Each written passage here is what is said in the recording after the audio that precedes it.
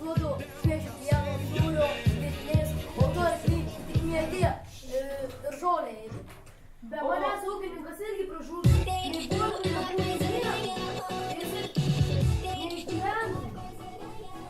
Tas ūkininkas pardavė ir karvę, ir arklį, nusipirko ožką. Ūkininkas sako.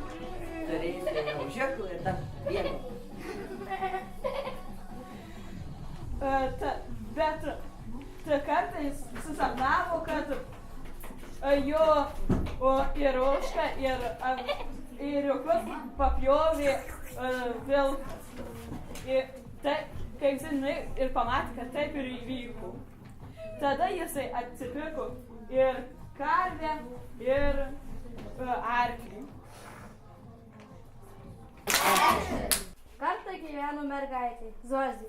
Ji labai mėgdavo plepėti apie visokius dalykus.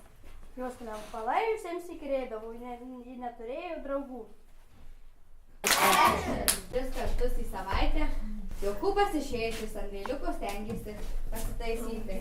Bet šis vaikas prie ko tik prisviesdavo, tas duždavo, lūždavo ar krisdavo žemę. Taigi pasirodė, kad vaikas yra prakeiktas.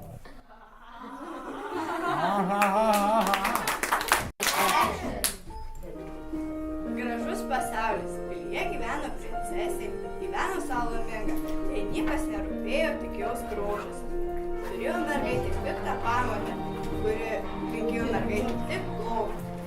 Kartą vieną dieną ta pamotė nuėjo pas mergaitę ir pradėjo ją barti.